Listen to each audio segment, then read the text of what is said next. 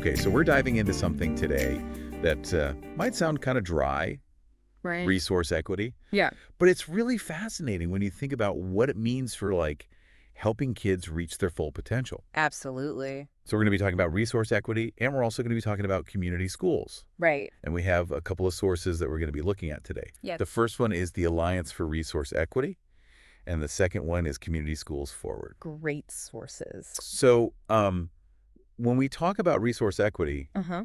what are we actually talking about? Well, you know how sometimes it feels like the education system is like one size fits all?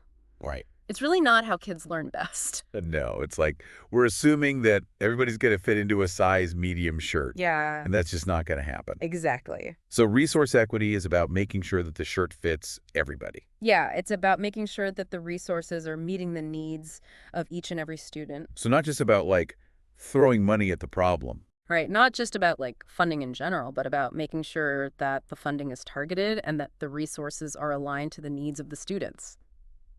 Okay, so the Alliance for Resource Equity says that resource equity is when education leaders and advocates work together to mobilize the right combination of resources that unlock high-quality learning experiences for every student. I love that definition. Yeah. It really captures the essence of it. So it's not just about money. It's about good teachers. Mm-hmm. It's about the right curriculum. It's about extra support. Yeah, all of those things have to come together to create those high-quality learning experiences. So how do we know what the right combination is? Well, they've actually identified 10 key areas or dimensions where this needs to happen. 10. 10, we probably don't have time to go through all 10, Okay. but maybe we could pick a few that are most relevant. Okay, yeah. Let's do that. All right. What's the first one? Well, the first one that comes to mind and the one that I think is really important is school funding. Okay. That might seem obvious, but it's not just about how much money a school has, but how that money is actually used. Right. So it's about how it's targeted. Yeah, it's about making sure that the money is going towards things that will benefit all students and recognizing that some schools might need more than others. Right. So you're saying it's not just about splitting the money up evenly. Exactly. Some schools might have greater needs. Uh-huh. Like if a school has a lot of English language learners, they might need more funding for, support programs, or a school in a high poverty area might need more funding for nutritious meals. Okay. So it's about looking at the needs of the school and making sure that the funding is actually aligned with those needs. Exactly. It's about leveling the playing field Okay. so that all students have a fair shot. Okay. So we've got school funding is the first one. Yes. What's the next dimension of resource equity? Well, another really important one is teaching quality and diversity.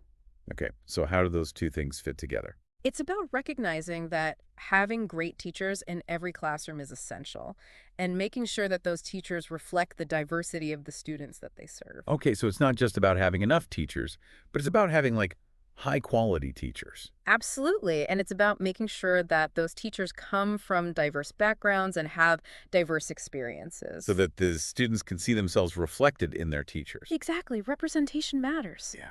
When kids see themselves in their teachers, they're more likely to feel connected to school and be more engaged in their learning. I can totally see how that would make a huge difference, especially for students who might not have had that experience before. Right. It's about making sure that every student feels seen and understood. It's also about role models, right? Absolutely. Teachers can be amazing role models. Yeah. Especially when they come from similar backgrounds as their students. Right. So it's if you can see it, you can be it kind of thing. Exactly. I like that. Yeah. So teaching quality and diversity, that's a big one. It is a big one. What else is there? Well, another one that's related to that is school leadership quality and diversity. Oh, okay. So it's not just about the teachers? It's not just about the teachers. It's about the people who are leading the schools as well. Okay. So the principals. Yeah. The assistant principals. Exactly. Right. And the administrators who are making decisions about how resources are allocated and what kind of school culture is being created. So are you saying that those people also need to reflect the diversity of the student body? Ideally, yes. Okay. Because when you have diverse leadership, it sends a message to the students that their voices and their experiences are valued. Right. And it also can help to make sure that the school is actually meeting the needs of all of the students. Exactly. Strong leadership can be really transformative for a school, Right. especially when it's focused on equity and inclusion. Okay. So we've got school funding, we've got teaching quality and diversity, we've got school leadership quality and diversity. Yeah. What's next? Well, I think it's a good time to transition to talking about community schools. Okay, so what are community schools? So, community schools are a model of education that recognizes that a child's success isn't just determined by what happens in the classroom. Right. It's about the whole child and the whole community. Okay, so it's not just about like academics. Right. It's about meeting the needs of the whole child. Okay. So that might include things like access to health care, Uh-huh. mental health services, social services, So, even things like after-school programs and enrichment activities. so it's like the school becomes a hub for the community. Exactly. It's a place where families can come to get the support that they need Right. and where students can access a wide range of opportunities. Okay, so how does that tie back to resource equity? Well, community schools are often located in communities that have been historically underserved and under-resourced. Okay. So by bringing these resources into the school building, we're making them more accessible to the families and students who need them the most. Okay, so it's about making sure that everyone has access to the same opportunities, Exactly. regardless of their zip code or their Yeah. background. Exactly. Okay, so this is where the Community Schools Forward organization comes in. Right. Community Schools Forward is a national organization that's advocating for this model and providing resources and support to schools and communities that want to implement it. Okay, so they're like the experts on community schools. They've been doing this work for a long time, and they have a lot of great resources available on our website. Okay, cool. So we'll definitely link to that in the show notes. Perfect. So we've got resource equity, we've got community schools. They seem to be pretty intertwined. They are. They really go hand in hand. Okay, so what else should we be thinking about when it comes to resource equity? Well, there are a few more dimensions that I think are worth discussing. Okay, let's hear them. One that comes to mind is a positive and inviting school climate. Okay, what does that mean? Well, it means creating a school environment where every student feels safe, respected, and supported. Okay, so it's not just about like being nice to each other. Right. It's about creating a culture of respect and inclusion Okay, where students feel comfortable being themselves and taking risks. and that requires resources too, right? It does. It requires things like well-trained counselors, restorative justice programs, anti-bullying initiatives, Right.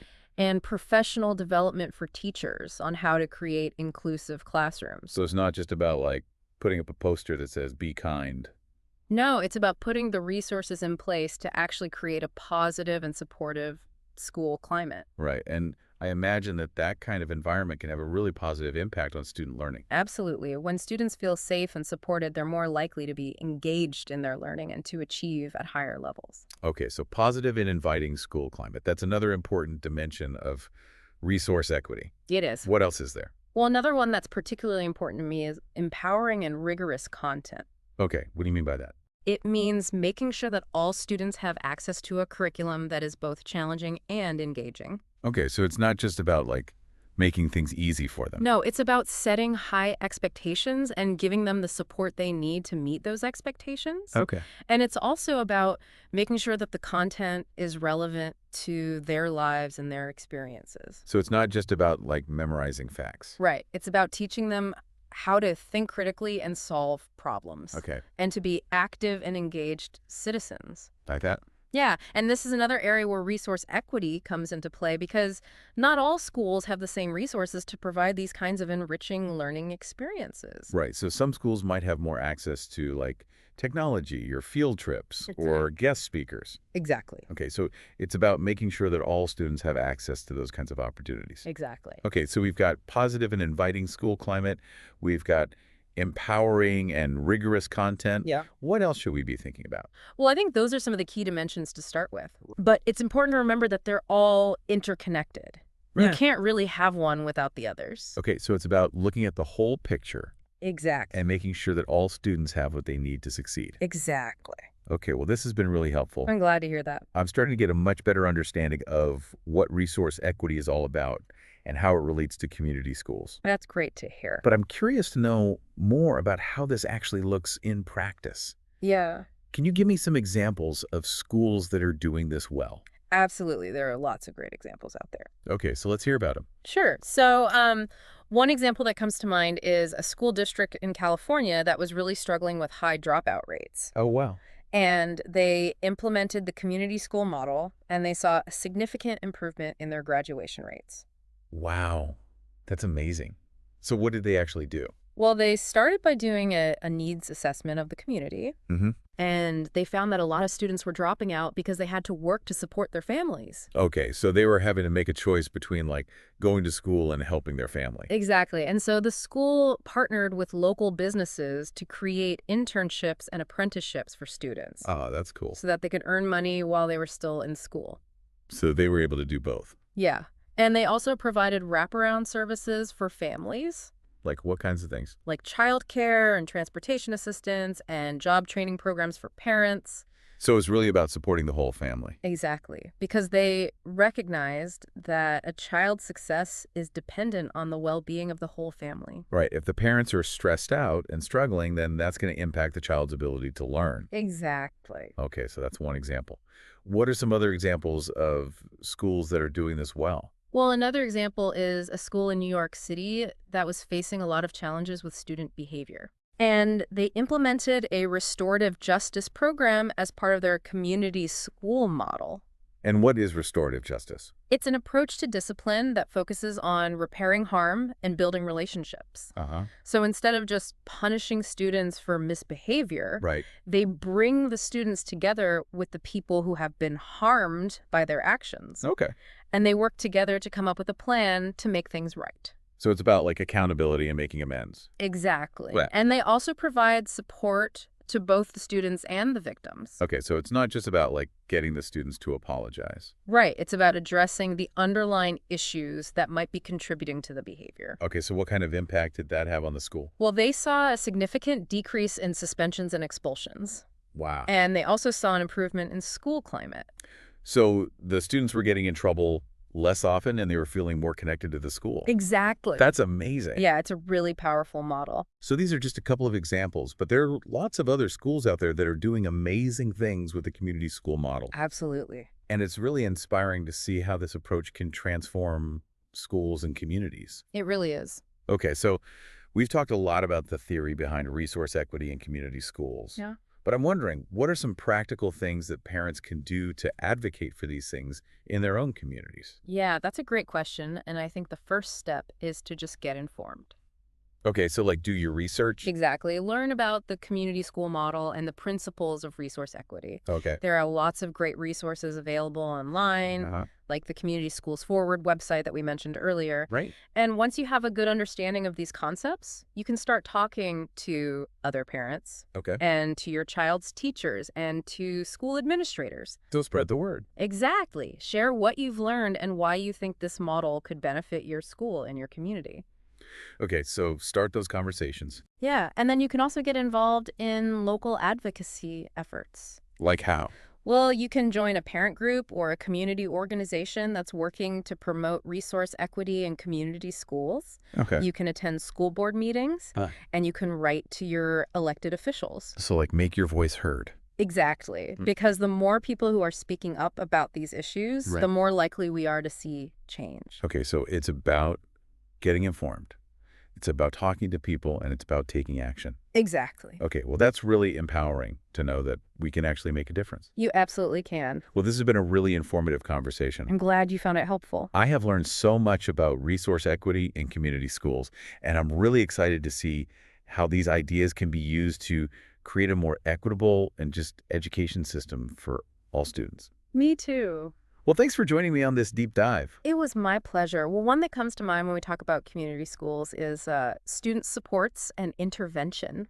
This is recognizing that kids come to school with all sorts of needs, right? Yeah. Academic, social, emotional, even physical and mental health. And, sometimes those needs have to be met before a child can really focus on like learning. Right. It's like Maslow's hierarchy of needs. Exactly. You got to have those basic needs met before you can really thrive. Exactly. So, this might involve things like having school counselors available, offering social emotional learning programs, even partnering with organizations to provide mental health services. So it's like a safety net Exactly. to catch kids who might be falling through the cracks. Exactly. And community schools can be really good at this. How so? Well, they can bring those resources right into the school building, Yeah. making them easily accessible to students and families. Right. So it's not like you have to go outside of the school to find these resources. Exactly. They're all right there. Right there in one place. So it's like a one-stop shop for student well-being. Exactly. Yeah, I like that. And by addressing these needs early on, we can prevent bigger problems down the road Right. and, help students reach their full potential. Okay, so we've talked about a lot of different dimensions of resource equity. We have. And it's clear that the community school model is like a really powerful tool for achieving it. Mm-hmm. But I'm still wondering, like, what can parents actually do Yeah. to advocate for these things in their own communities? That's the million-dollar question. Yeah. And the good news is there's a lot you can do. Okay. First and foremost, educate yourself. Okay. Learn about the community schools model, Hmm. the principles of resource equity. Oh, yeah. There are tons of great resources available online. Uh-huh. The Community Schools Forward website that we mentioned is a great place to start. Right. And once you have a good understanding of these concepts, you can start talking to other parents, Okay. to your child's teachers, to school administrators. Right. Share what you've learned and Right. why you think this model could benefit your school and your community. Okay, so knowledge is power. Exactly. And then you can start spreading the word. Exactly. What else can we do? Well, you can also get involved in local advocacy efforts. Like how? Well, you can connect with organizations that are working to promote these things. Right. You can attend school board meetings. You can write to your elected officials. So it's about, like, making your voice heard. Exactly. Okay. And remember, you don't have to be an expert to make a difference. Right. Your personal experience as a parent, your passion for your child's education, that's powerful. Yeah. So use that. And it's about collective action, right? It is. It's about, like, all of us working together Absolutely. to create change. The more people who understand these concepts and speak up, the more likely we are to see real change. Okay, so to recap, we've learned about resource equity, the community school model, Yep, and we've seen how they can work together to really transform school districts absolutely. and create a better future for all children. For all kids. So what's the one thing you want our listeners to take away from this deep dive? Don't underestimate the power of your voice. Okay. Get informed, get involved, and speak up for what you believe in. I love that. Your child and all children deserve an education system that supports their unique needs and helps them reach their full potential. And you have the power to help make that happen. That's a great message to end on. I think so. Well, thank you so much for joining us on this deep dive. It was my pleasure. It's been a really enlightening conversation, and I hope our listeners will take what they've learned and go out and make a difference in their own communities. Me too. Okay, well, that's it for today's episode. All right. We'll see you next time.